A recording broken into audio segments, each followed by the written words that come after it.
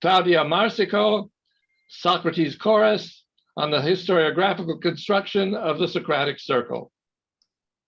Thank you, Don, for the invitation to share this paper about the historiographical construction of the Socratic Circle. We all know that the circle has a curious story. Successful philosophies of that time, like those of the Megarics, Cyrenaics, Antisthenes, Phaedo of Aelius, or Aeschines, were reduced to fragments. In contrast, others, such as Platonism, did not stop accumulating attention. Indeed, a comprehensive understanding of this phenomenon requires reconstructing the whole picture, including that nearly lost contributions and their polemic background. Our knowledge of these philosophies depends largely on complex mechanisms of intermediate tradition that reframe the surviving material and need to be better comprehended. I have been working recently with Rodrigo Ilarraga on Xenophon's version about the Socratic Circle, which is very, very different from the version of later sources that we have received. As a complement to those explorations, this work seeks to examine a fundamental aspect of this process associated with the testimonies of two authors, Aelius Aristides and Maximus of Tyre, on the Socratic Circle as a way to comprehend this tricky story of the figure of Aeschines within the group. To do so, on the one hand, we will examine the features of their historiographical views, considering the combination between aesthetics and philosophical criteria. On the other, we will describe their perspective as sources of theoretical issues.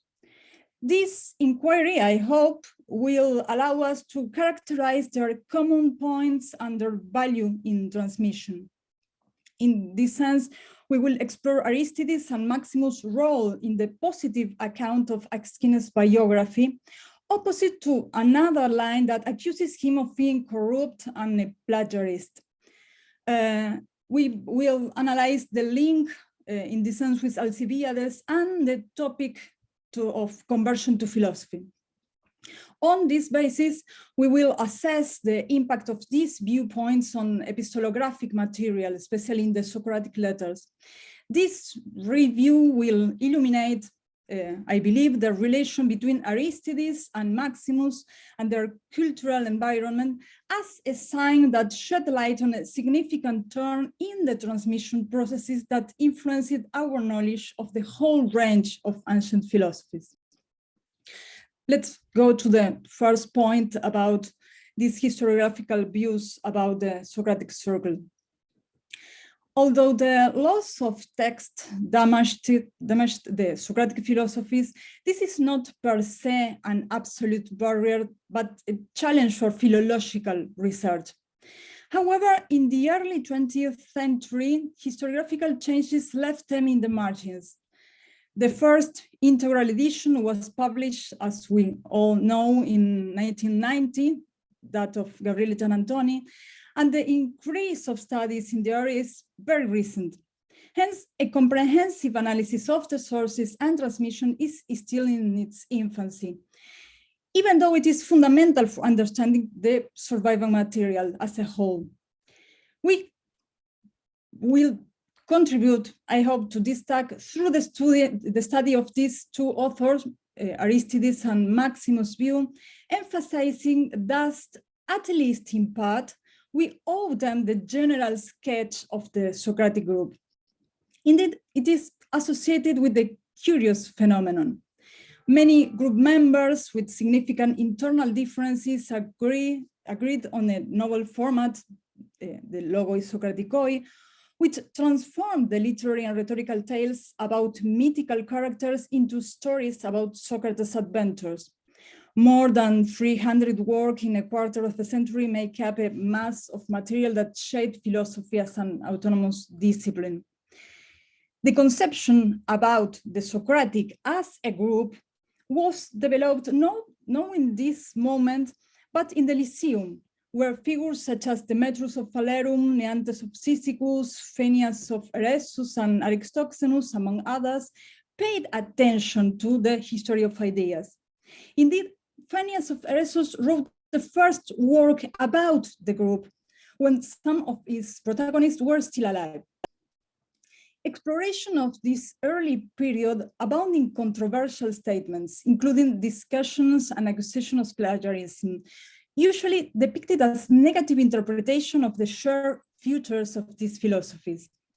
At the same time, the controversial climate of the beginnings is still present, and conflicting lines traverse these first historiographical attempts, as seen, for instance, from Theopompus' reaction against Phanias and their position in the broader horizon of debates.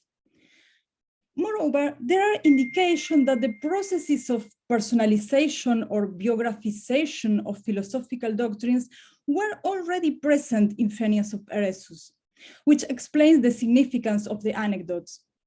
From this early period, the differences in the interpretation of the group's origins grew through this mechanism. We will return to this point later.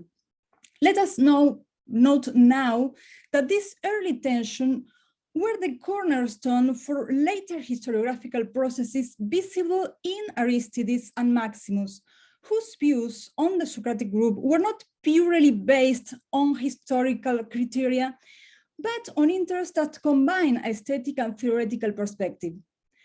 Aristides provides around 15 references concentrated on the Platonic works, most of them on the four, followed by against Plato in defense of rhetoric and on rhetoric.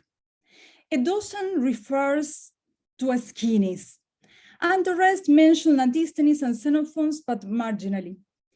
In the case of Maximus, we find 6 references in different discourses.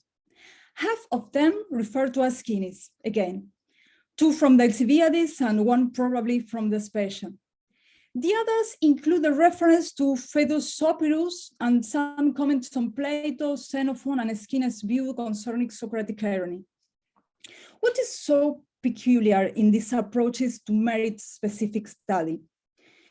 Indeed, I believe Aristides and Maximus reveal an innovative view about the group that is not seen in the earlier material. There are no indications in the first generation of the idea of the Socratics as a group if we look backwards. We find only the list of those present at given moments, such as Socrates' trial or execution, or reports of isolated talks. Plato, for instance, never mentioned other Socratics from a theoretical perspective. Xenophon only pays attention to Antisthenes and Aristippus, but does not mention Plato, although numerous intertextual passages are recognizable. Outside the group is Socrates, who considers the Socratic as sophists and alludes to their theories to challenge them, does not provide names or detail, nor does Lysias, who shared this critical attitude. A bit later, in the first studies within the Lyceum, figures such as Plato, Antisthenes, and Aristippus attracted particular attention, and there is hardly any mention of the other members. Hellenistic doxography does not seem to have introduced substantial differences in this first map. At this point, Aristides and Maximus become relevant since in the 2nd century, they recover a major figure, Aeschines of Sphaetus, and produced a complete shift in the sketch of the group. Aristides and Maximus were particularly concerned about the education of young people. In the case of Aristides, it emerged from the program of the first dissertation, and because of that, he was interested in Socrates since he allowed to explain the contrast between common people and the philosopher, taking into account his polytropia in the line of Antisthenes. That is, Socrates was a solid example because his voice not only fit well to different contexts. At the same time, he was also helpful for thinking of the teacher's role and the spread of his ideas through his disciples. In the case of Maximus, young people were his primary audience, and he paid particular attention to philosophical instruction. Moreover, the topic of conversion to philosophy grew during the Hellenistic period and may have contributed to highlighting Aeschines, who was an excellent source on Socratic practices, peculiarities, the adoption of the philosophical life, and the procedures to operate in the mind of other people. These issues led us to a singular point. Aeschines wrote about Alcibiades, a controversial disciple who constituted the challenge that Socrates faced without good results. This is relevant because Aristides and Maximus' concern on Aeschines is mainly directed to his Alcibiades. In fact, doxographic sources attribute to Aeschines a list of 7 to 14 works, which contrast with the mentions we preserve, which are concentrated on this dialogue, the Alcibiades. We can take this bias as an indication of the type of interest aroused in these authors, who explore the peculiarities of Aeschines' style, considering him the most faithful version of Socrates and a relevant source about the features of philosophical conversion. Let us take a look at Aeschines' figure. The second sophistic greatly praised his prose, as seen from the judgment of Hermogenes in his own forms, where he compares Aeschines to Xenophon and Plato. And Aristides and Maximus' aesthetic concerns coincide with this perspective. Several testimonies deal with creating and expressing ideas, attending to the difference between prioritizing the work of art, in Plato's case, and prioritizing fidelity in Aeschines. This point brings us back to the most striking feature of the sources on Aeschines, which is made up of 2 incompatible lines. The negative approach is witnessed by Athenaeus, but was present from the beginning, as it arises from his quotation of Lysias' accusations. Idomeneus, whose work on the Socratics probably responded to Phanias of Eresus' treatise on the same subject, also knew about this negative line. Indeed, Idomeneus and Menedemus of Eretria seems to have discredited Aeschines for this reason. Idomeneus posed 3 charges against Aeschines. He said that he taught rhetoric, seen as an anti-philosophical activity. He was a friend of the controversial Aristippus, to the point that Plato changed him to Crato when he reports Socrates' rejection to escape. And moreover, he was depicted as a plagiarist who deceived Xantippe to give him Socrates' work. Athenaeus refers to these accusations suggesting an act of seduction. He quotes a passage from Lysias against Aeschines the Socratic, recounting his record of unpaid debts. He asserts that Aeschines' neighbors were tired of enduring his creditors' complaints, who formed a line so crowded that it seems to be a funeral procession, and the merchant said that it was, quote, much safer to sail the Adriatic than to trade with him, end of quote. To illustrate this point, he tells the story of his business, taken from Hermeus, the perfume seller. Aeschines seduced his aged wife. He said that it was easier to count her 3 teeth, which was so many fewer than the fingers of her hand. He kept the business and left her, his husband and children in misery. This parallel suggests that he might have used similar evil arts to get Socrates' work from Xantippe and then spread them as his own. According to another testimony, Aristippus, who appears to be one of his closest friends, distrusted the dialogue's authenticity. It is said that the Cyrenaic exclaimed when he heard one of them in Megara, "Where did you get that, you thief?" Aeschines' fatal flaw is always to be a scammer. However, against this tradition, as Athenaeus himself acknowledges, there is a reasonable and moderate Aeschines. The accusation of plagiarism contrasts with the appreciation of his writings, alluded to by Hermogenes and Aristides, for instance. They place Aeschines among the most brilliant prose writers of the classical period. This line puts him praiseworthily in the Socrates chorus, underlining that there is nothing to blame him for.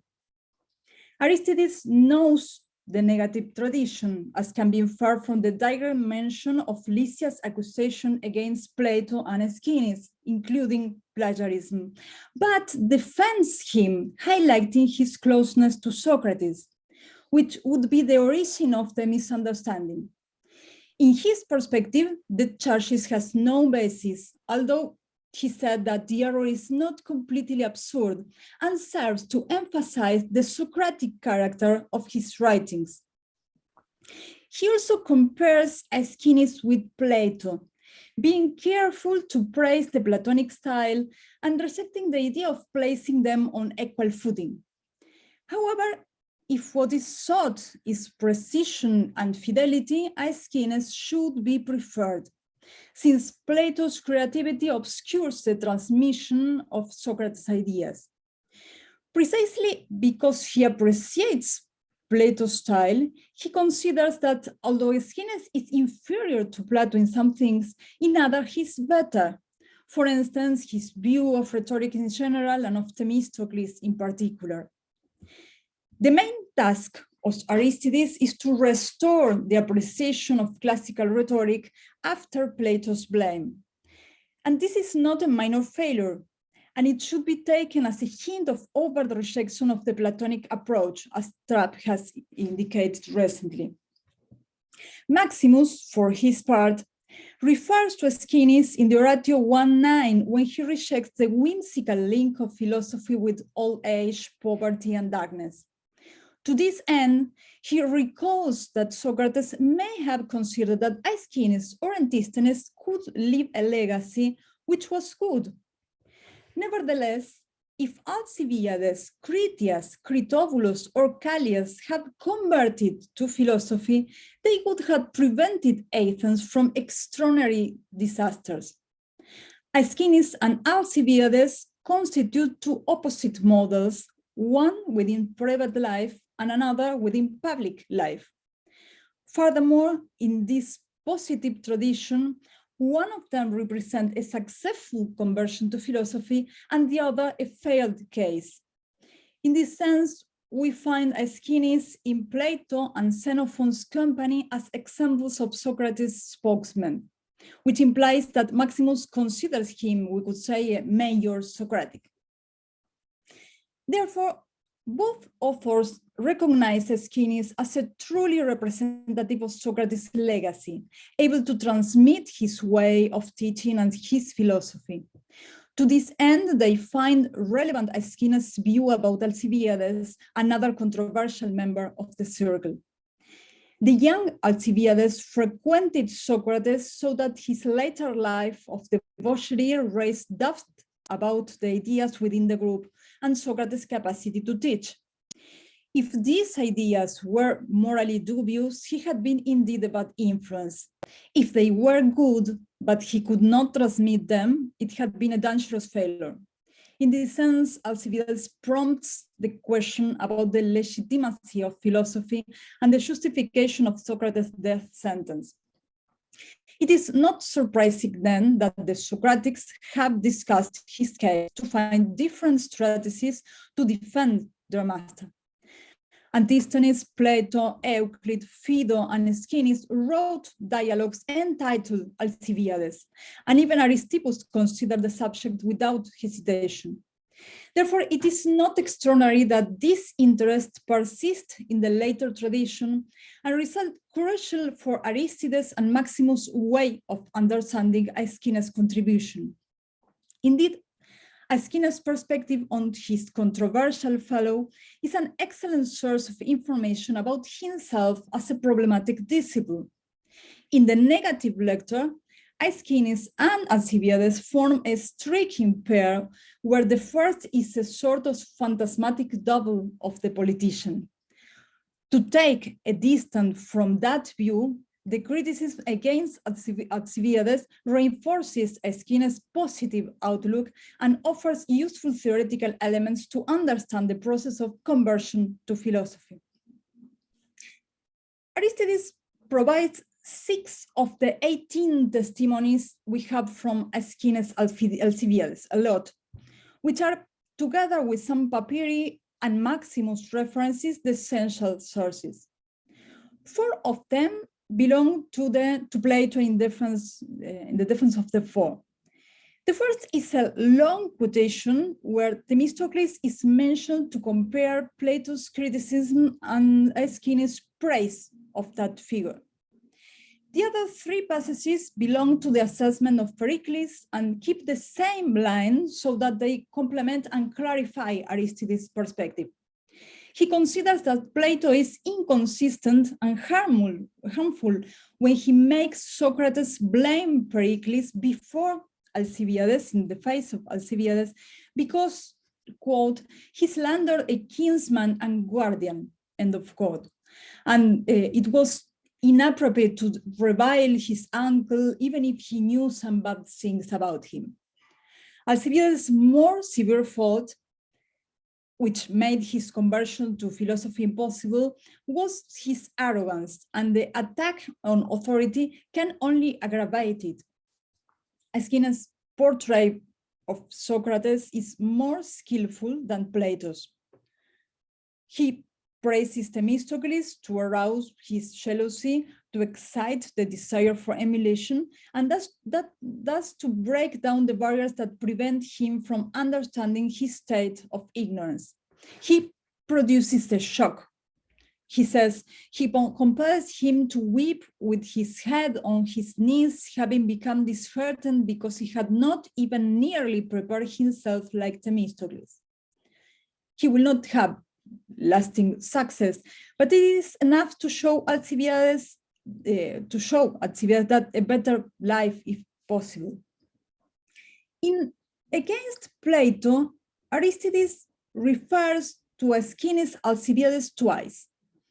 In the context of the discussion on the knowledge of those inspired by divinity, he emphasizes that it says explicitly and clearly something similar to Plato, and by extension to Socrates, thus confirming that he is a reliable source. In the same vein, he quotes the end of the Alcibiades, where Socrates compares himself to the Maenads, stressing the erotic power of his instruction and stating that he thought that by joining him, he would make him better through love. Thus, Aristides refuses to criticize Plato's style, but remarks the fault of inaccuracy. In the face of this, Aeschines writes without appealing to enigmas or assumptions, that is, in a clear style that offers adequate instruments to think about philosophical topics. Maximus, for his part, mentions the accusations against Socrates, for instance, at the beginning of the Oratio 3. He does not provide specific information on recent indictments, but indicates the persistence of the issue. In this context, he adopts the tradition that attributes Socrates the refusal to defend himself in a strong variant. He does not limit himself to non-rhetorical tools, but he keeps silence. This is a Socrates that does not pronounce a word. That attitude was justified by the depraved character of the Athenian people, intending that to defend himself would have been incompatible with philosophy. Therefore, he claims that the Athenian people corrupted Alcibiades and others like him, excusing Socrates from the charge of corruption of the youth. Maximus also transmits 2 testimonies about Aeschines Alcibiades. In one of them, he described him as sick, as someone who suffers an incurable illness. Thus, not only Socrates is innocent of the charge of corrupting Alcibiades, but he tried to save him, even though he was a hopeless case. A second testimony locates Alcibiades' ruin at a very early date, when he was accused by Socrates and exiled by philosophy. At this moment, he was exiled from a virtuous life and imprisoned in the vice. Alcibiades was trapped in a bitter punishment, inexorable ruin, sad wanderings, he says. Hence, although his wanderings seem to have begun later, and he was even received back in Athens from a time, philosophy, knowledge, and virtue were inaccessible to him, which adds a judgment on the loss of virtue and the impossibility of recovering it.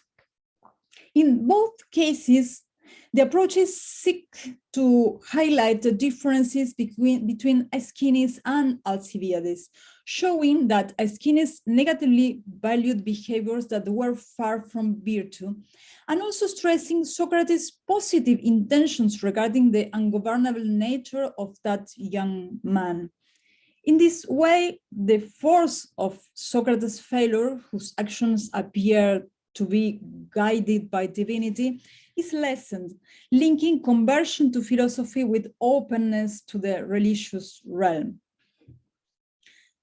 The impact of this construction, which redefines the previous historiographic canons on the Socratic Circle, can be seen in the second sophistic literature. We are interested here, as we said before, in the epistolographic material. It was based on a widespread practice that rekindles, in the case of the Socratic letters, dialogues of the classical period. What is curious in this composition is that Aeschines stands out, contrasting with his secondary role in the previous schemes about the group. Indeed, it is in line with Aristides and Maximus' perspective and the positive biographical variant. The letters of Socrates and the Socratics present two main groups. The letters 1 to 8 have Socrates as the main character, and the letters 8 to 27 and 30 to 34 are related to the Socratic Circle, together with some others on associated themes usually considered pre-existent or alien to the group. The conjectures on the dates differ, but most of them point to the end of the 2nd century or the beginning of the 3rd century. In the case of the first group, their uniformity of style is manifest. And in the second, there is no lack of unitary readings, since their common points would be difficult to explain as the result of mere accidental, arbitrary combination. We are today interested in the second group, especially in the letters 8 to 27, which seeks to portray the Socratic group through small units that make up micro-stories. The group of the letters 8 to 13 shows Antisthenes' reproach to Aristippus for residing in the court of Syracuse, and Aristippus' answer, where he makes fun of the austere Antisthenes and his companion Simon the shoemaker. There are two central figures, as in the older historiography, with allusions to minor character. However, this exchange is followed by another one which introduces clear innovations. In letter 10, Aeschines asks for help from Aristippus, distrusting Plato, while in letter 11, Aristippus agrees but recommends not to talk to Antisthenes about the assistance. In a third exchange, Simon reproaches Aristippus for what he had said to Antisthenes in letter 9, and Aristippus answers him in letter 13, adding criticism to Phaedo as responsible for Simon's ridicule portrait. What can we say about the group picture and Aeschines figure? The representation is vivid and reminds us of Timon of Phlius, who called the Library of Alexandria the aviary of the Muses, because the description depicted the intellectuals pecking at each other, and the author of the Socratic letters also imagined them doing so. In this context of aggressions, two things should be noted. On the one hand, there are two major opponents, Antisthenes and Aristippus, who embody antithetical vision of philosophical life, surrounded by lesser figures. On the other hand, Aeschines is not among these minor figures and appears instead as a mediator between Antisthenes and Aristippus, which reinforces not only his conciliatory outline, but also his continuation of Socrates' legacy. He's able to maintain friendly relations with both. In this sense, this perspective coincides with the novelty we have seen in Aristides and Maximus. Aeschines' profile within the group is equally prominent in the letters 14 to 19 that allude to Socrates' trial. In letter 14, everything indicates that Aeschines is in charge of transmitting news to Xenophon. He mentions the process, the disorderly presentation of the accusers, and Socrates' attitude. However, it is not described in detail, and it is only said that Xenophon's children have talked about this topic in another letter. At first glance, this seems to contradict Maximus' position, which denied that Socrates defended himself.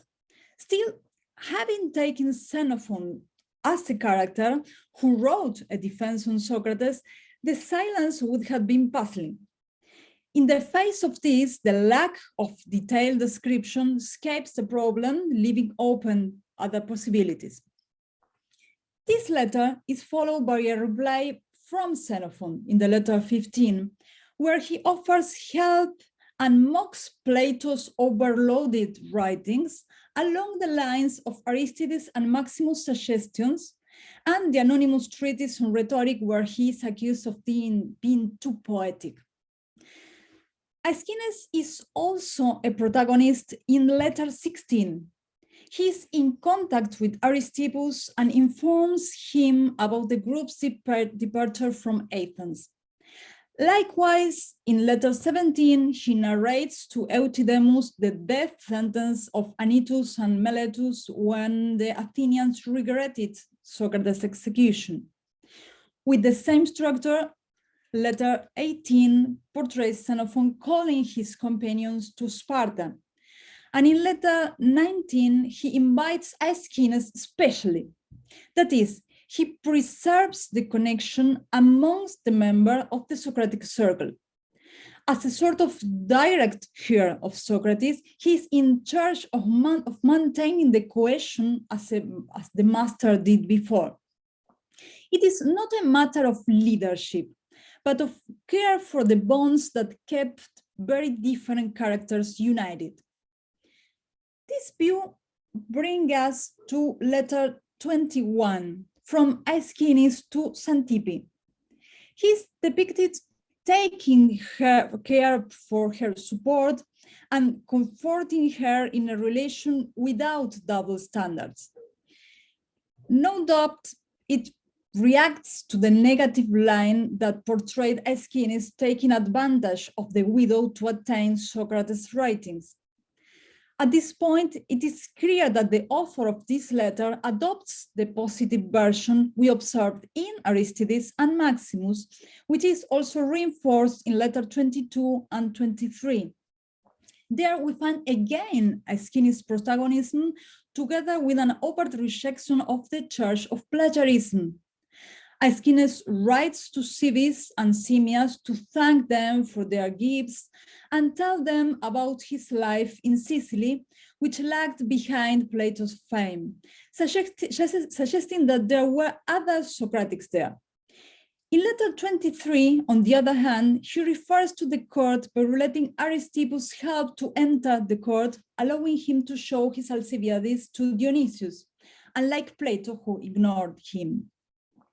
Indeed, the second sophistic was interested in the problematic relations among the Socratics, since they often deal with writing.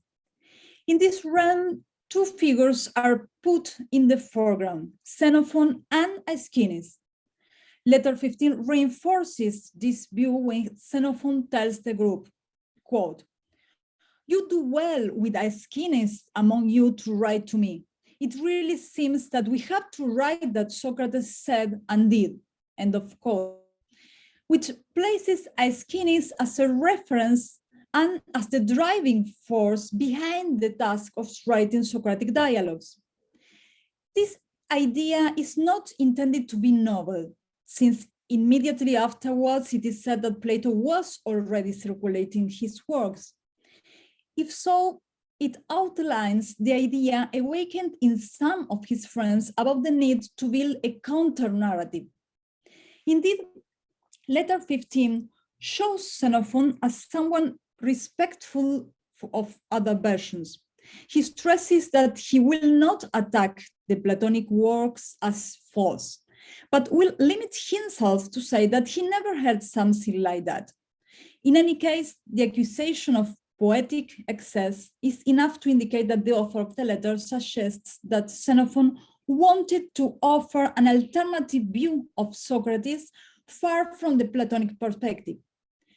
We should note that the tension between acknowledging Plato's style and pointing out his lack of fidelity is reminiscent of Aristides' opinion. In letter 15, this idea is nothing more than a program, but it becomes a fact in letter 18. He has written works and he has submitted them to some colleagues, thus answering the anti-Platonic approach with a counter-narrative supposedly more attached to the original practice. Likewise, in letter 22, Aeschines mentions his works.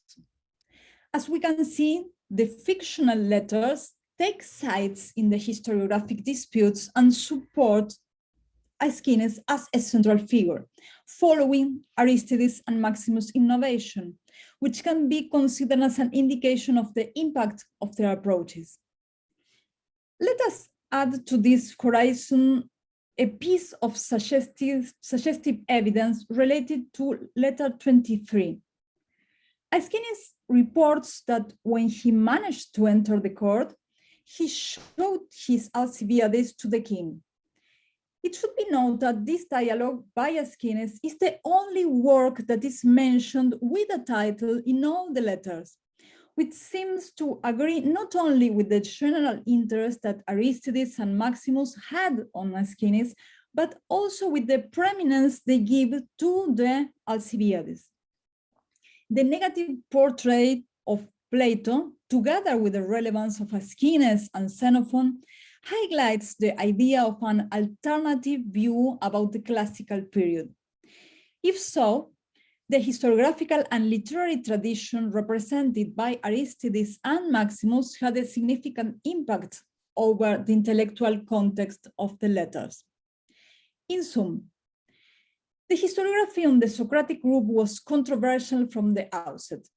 In the beginning, there was a bias towards some strong figures, later counterbalanced by a recovery of silenced characters.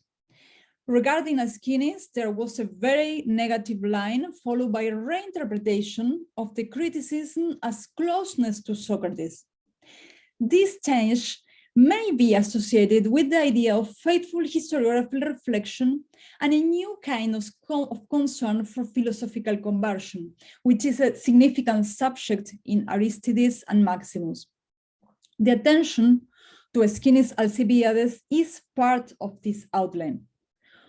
Of course, we do not have the whole set of text to reconstruct every step of this process, and it is always possible that some critical stages have been wholly erased from tradition. However, even if Aristides and Maximus adopted this innovation from other sources, they represent the ascent of this novel view and collaborate to spread it. In the end, they are the visible faces of this turn. This positive assessment about Aeschines seemed to have impacted the epistolographic material, where he gains an unexpected prominence. It is very plausible that this role responded to the influence of the rare readings in the context of the Second Sophistic by authors such as Aristides and Maximus. Again, even if they were not the sole authors, they were protagonists of this shift. Thus, Aeschines is placed as a faithful witness and continuator of Socrates' legacy, who keeps the group together. In this way, the historiographic perspective of Aristides and Maximus provides relevant elements to understand the turns within tradition regarding philosophy in the classical period and its development in later times. Thank you.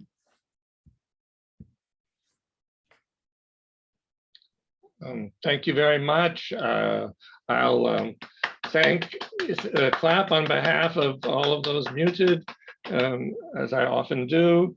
And the discussion, for those of you who are new to this, proceeds by people using the raise your hand function under reactions. And then I call on you. If you have problems with raise your hand, you can announce yourself in the chat.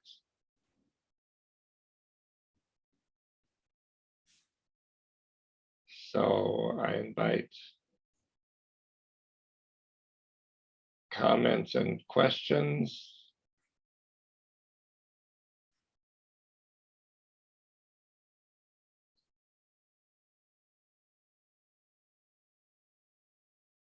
I'll start out with something that's maybe a bit aside, but I was really struck by the praise in the sources for Aeschines' prose style. Given the quality of classical Athenian prose, this is pretty strong praise. You have to meet a pretty high standard. And they were reading him. They had the evidence. I've always thought that part of why Xenophon survives in such completeness is that he's a model of a certain kind of Attic prose.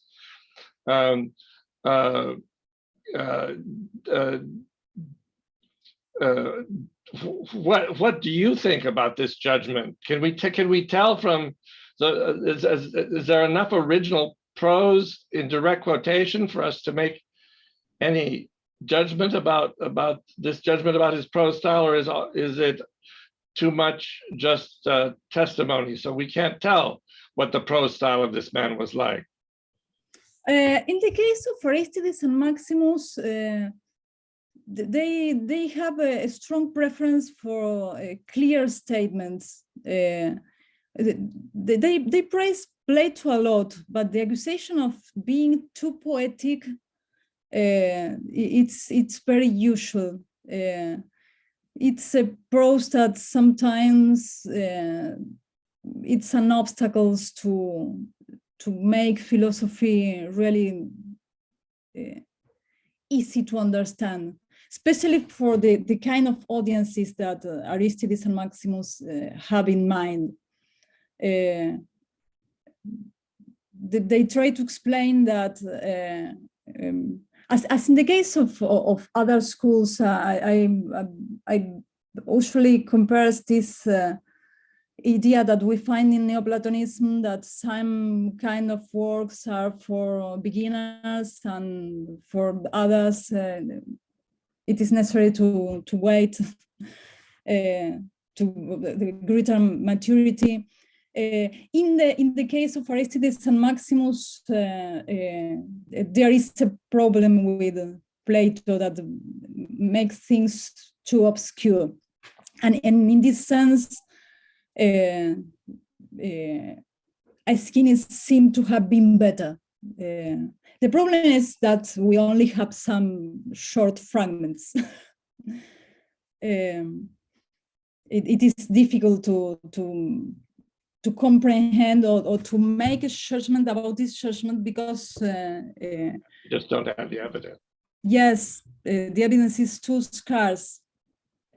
We have some examples to try to imagine what are thinking about, but yes, the criterion is the value of clarity, and philosophy should be hand in hand with clarity. Clarity is not only simplicity, because they emphasize a lot that this is really truly philosophy, and this is the Socratic way to do philosophy, which is interesting, which is more interesting to me when I began to review these issues. Is the later stage of the interest for Aeschines and the strange history of these negative and positive traditions that we have nothing similar in other authors, because they are really incompatible.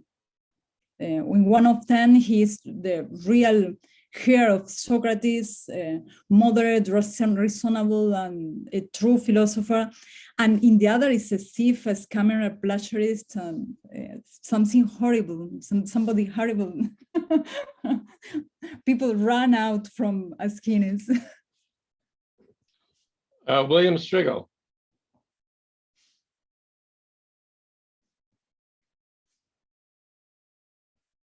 You want to unmute yourself, or Joy, can you make sure? Yeah, I see there. I didn't realize I was muted there. Thank you for your talk. I just have a clarification question, and then I would like to get your 2 cents on the related topic. I have found that the letters of Socrates and the Socratics, the second sophistic text, is a very niche sort of a bit of text, and I'm fascinated by them personally, and it seems to me that nobody is reading them these days. And as it turns out, letter 14, with Aeschines telling Xenophon, about the events of what happened at Socrates' trial and so forth, is incidentally the trigger which gets Xenophon to agree to begin writing dialogues in the first place, if you remember in letter 15. Mm-hmm. And in any case, so 2 questions. First is just to make sure I understand, were you saying that the authors of these letters were trying to rehabilitate, as it were, the literary and philosophical image of Aeschines as Phaedos in the process of writing those, and that was sort of part of his role in those letters? And second of all, do you think, therefore, that, and this is the related bit, as I think, that letter 14 in particular and others are a characteristic, or at least reflect the actual content of the lost dialogues of Aeschines? I hope that wasn't too much and or too bungled. But, no, I agree with that. My point was that the author probably have these new historiographical ideas that I have found in Aristides and Maximus in mind. In this environment, probably these new ideas were at hand. I think this is an interesting point to try to comprehend the climate of the construction of the letters. I love the letters. I think they are very, very relevant and important as marginal testimonies, but very they have very acute selection of sources, and in this sense try to reconstruct what these authors have in mind is interesting. Of course, it is very problematic. This was not the topic of the talk today. About the problem of the authorship, unitary readings, differences. I try to think about some author that at least unified the letters, because the micro stories are really clear. In this sense, this is my basis to think about the letters as a set that allows us to reconstruct a view about the Socratic Circle, a view that coincides with these new historiographical views or lines, and are very different from the ancient or the early views that only pay attention to Plato, Aristides, and Aeschines. The place of Aeschines and Xenophon in the group, and this marvelous idea that they need to build a counter-narrative to discuss or to challenge Plato's point of view. I think it's very interesting, and it is a sign of this new way of comprehending the Socratic group. Thank you very much.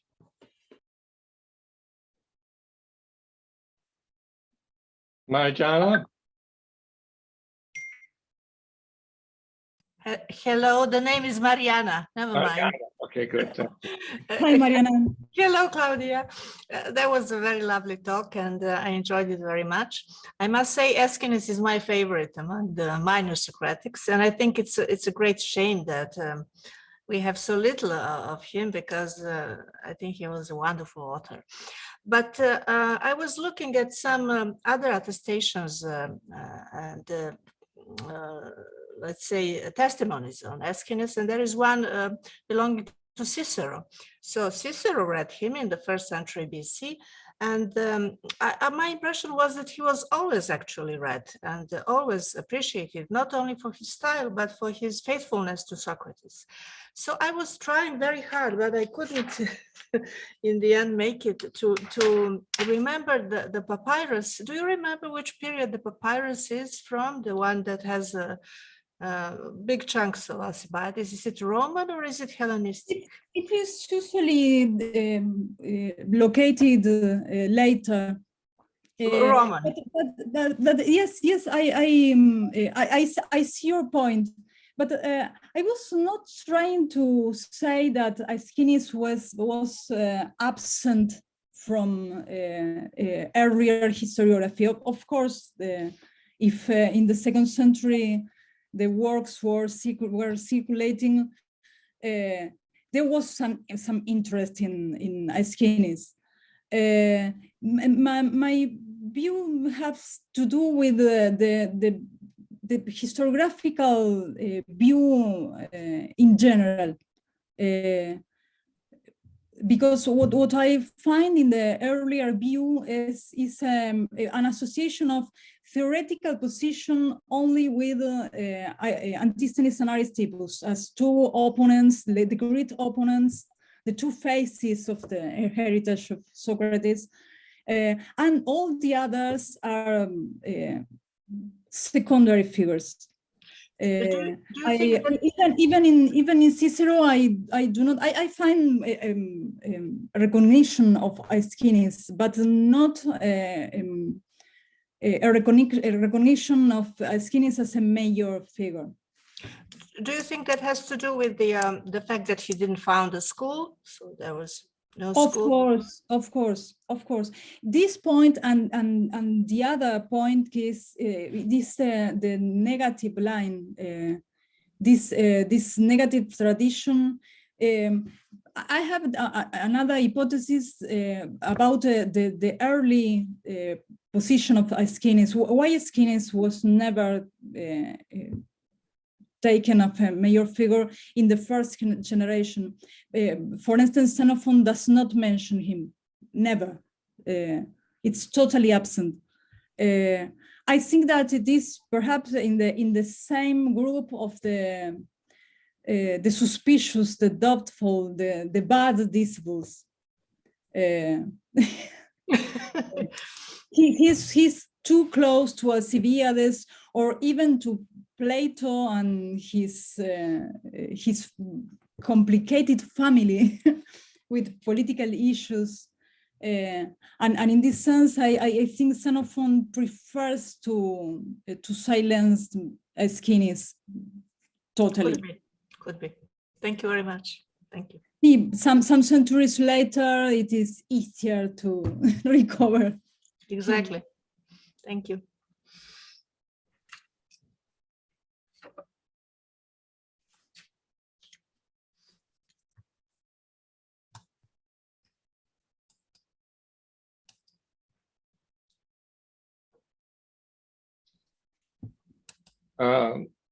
Mariana, your hand is up. Was that on purpose or accidental? That was by mistake. Sorry. Oh, all right.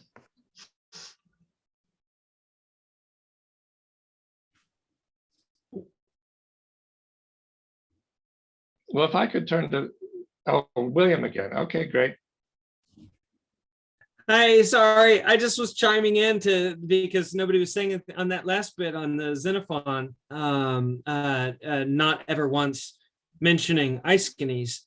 Is that not weird? Because Xenophon was the subject of the Aspasia of Aeschines, was he not?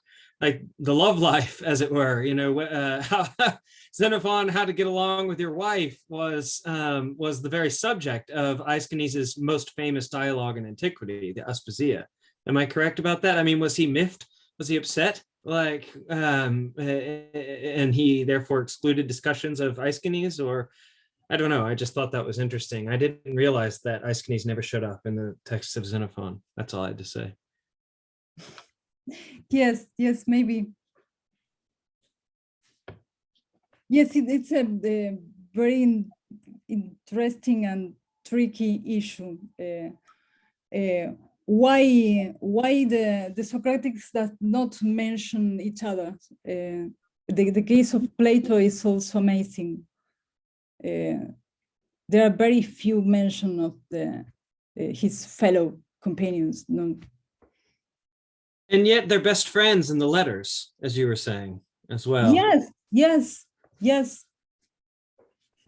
It is understandable because trying to they have a lot of troubles in their times discussing theoretical and personal issues. And the structure of the Socratic logo is not easy because everything had to happen in the previous generation. Some of them were very young, and if he tried to portray the previous generation, some of them disappear. So it is complex as a format to portray these relationships, but it is interesting, and it is very difficult for us because I imagine that for something that share the environment, the allusions without names were also understandable, but this is not our case. And we have a lot of philological caution to not add elements that are not clear. So we can have a lot of hypotheses of why it did not appear, of where they appear, but we have not the names to confirm the allusion. This is the tricky but interesting part of the Socratic logo. Enough for me now. Thanks again. Mariana. Not a mistake this time, yes. I think Xenophon in Aspasia or Aspasia is not the son of Grylos. It's another person. We don't know exactly who it was, but it's not the Xenophon that we know. So there's no connection. Yes, it was the Livio's thesis. Yes. I think he's right. So I wanted to ask Claudia about the Socratic letters. I have your book on the cartas, and I know you're the expert on that. Have you ever considered the tradition that there were other collections of Socratic letters which have not come to us? We know something. We know they existed. Did you get a chance to study that more? I would be no, interested. not in detail. My hypothesis that as it is usual in this kind of material, we conserve just a little part. They usually was part of exercises in schools of rhetoric, so I'm sure that there was a lot. Why the tradition selected this set, it is impossible to say. But yes, this the epistolographic material in general is very not only relevant, interesting. We should pay more attention to that strange pieces of literature. I can say I'm one of the people who is reading the letters, trying to find the history in them, which is difficult. But sometimes maybe some miracle will happen. Thank you, Claudia. Yes, sometimes scholars tend to think that it is some anecdotes and it is not important, but they are full of history and historiographical views. And in this case, that it is so important to try to comprehend what we have in our hands. What are the fragments? Who selected them? What are the views that choose what we read? You mentioned Fidel's dialogue Simon, which is mentioned there, and that's very important because yes, otherwise we would probably know almost nothing about it. So yes. Thank you. Hi, Fiorenza.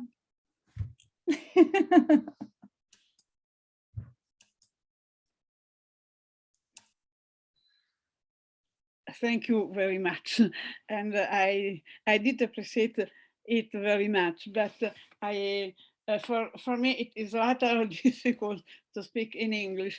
But I am very glad very happy because this is a subject that I don't know, and I think it is important to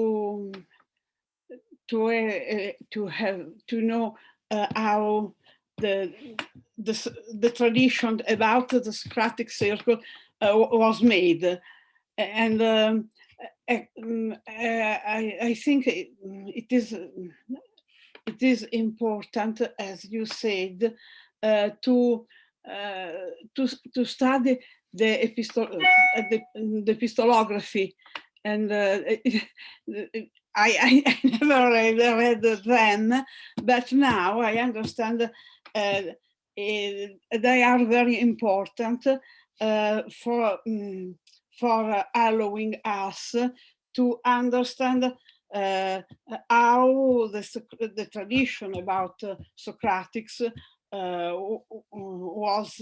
was born and then developed.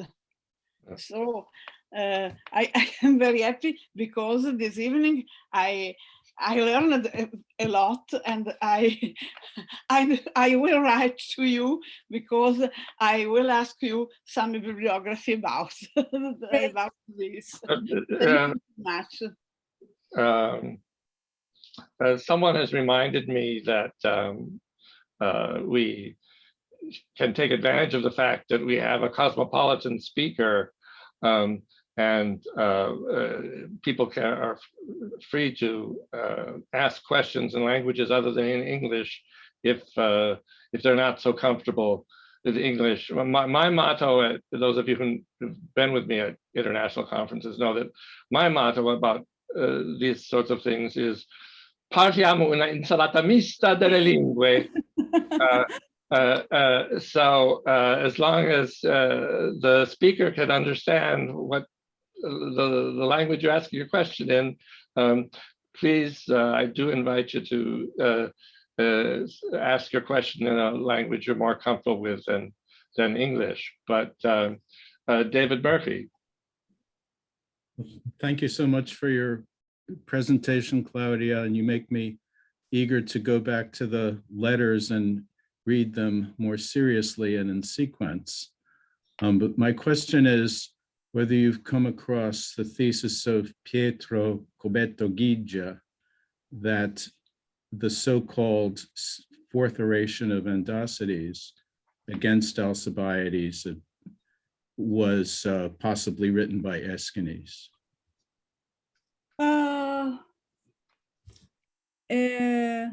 Maybe. Maybe because it is the compositions about Alcibiades within the group are really a very complicated issue. I mentioned just in a line that most of the Socratics wrote, not only wrote about Alcibiades, they wrote dialogues with the title Alcibiades. So some of them have his own view about the relation between Socrates and Alcibiades, and possible their own strategy to explain this relationship, and their strategies to try to portray Socrates as something not guilty of the fate of Alcibiades. Regrettably, in this case, we have very, very little elements to try to imagine what was the content of most of them. What said Phaedo of Elis about Alcibiades and the relation with Socrates, we do not know. In the other cases, it happens the same. So there are some hypotheses to try to explain isolated cases. Sometimes I find, I hope that a new papyrus appear and shed light on this tricky case, because it is striking.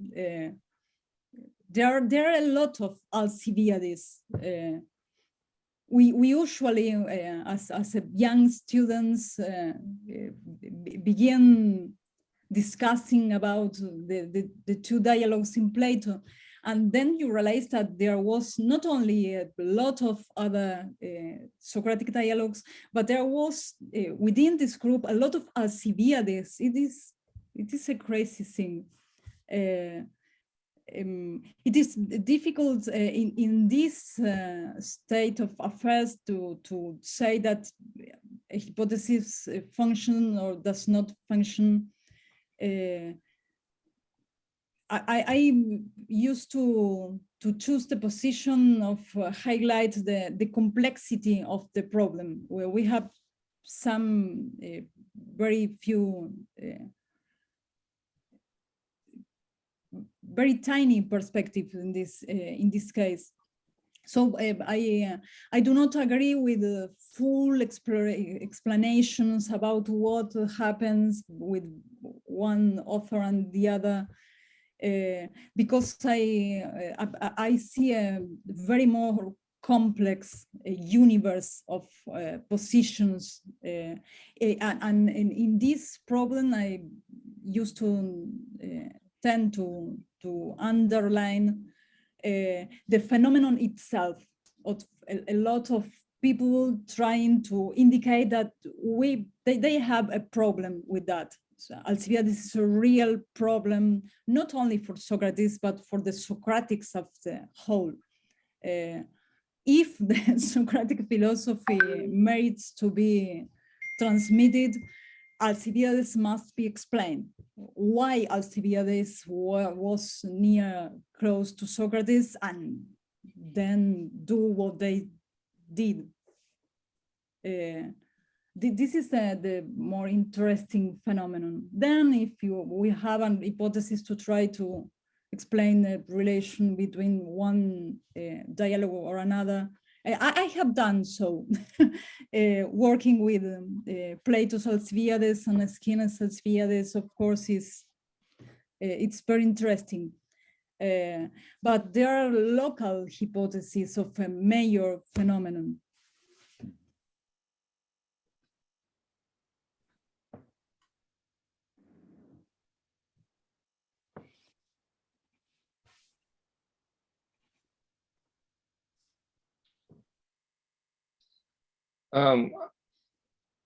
Let me ask this. When I think about the Socratics, sort of in the original context, and what the extent to which they had a sense of themselves as a group, I mean, I often say in my teaching that Socrates and his companions constituted a distinctive moral community in Athens. Well, if that were true, though, you'd think that the relations would be more friendly. And they'd refer to each other more. But there's the question about the Socratics, what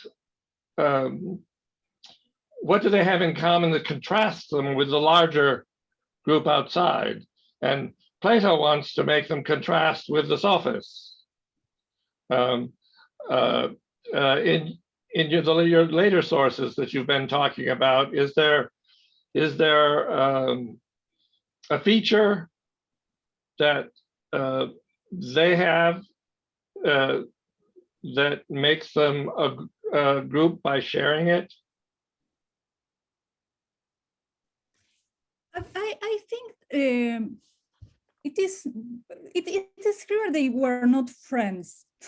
But to be a community, it is not necessary to be a group of friends. Our contemporary universities are clear examples. we are part of institutions or communities that reunites people that not always have good relationships. In the case of the Socratics, I tend to think that, of course, the axis of the group was Socrates, but after Socrates' death, they have all of them have a problem. After the trip to Syracuse of most of them, it is clear that they need the Socratic seal to enter the court of Syracuse, and then to come back to Athens. And in this point, I think they have a corporative interest. And I tend to think that the corporative interest was the strong point to decide to compose or to accept the Socratic, the Logos Socraticoi format.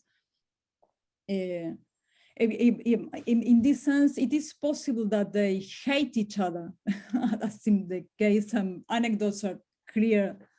There are other examples of friends within the group. I'm not saying that everyone hates everyone within the circle, but they have complex relationships, but also this corporative interest could be a way to understand why they do that, because all of them won with a better image of the master. All of them could work better if the attacks were responded. I mentioned in a line this verse of Timon of Phlius the aviary of the muses. It functions every time in ancient, modern, contemporary times. Intellectual groups are complicated.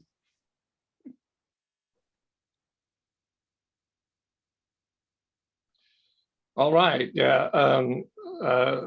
I think I'll applaud again, thanking you for your presentation and explanations in answer to various of our questions on this relatively unknown subject. Thank you very much, and I hope to see all of you again in 4 weeks. Thank you, Don, and all of you for sharing this. Bye. Thank See you, everyone. Just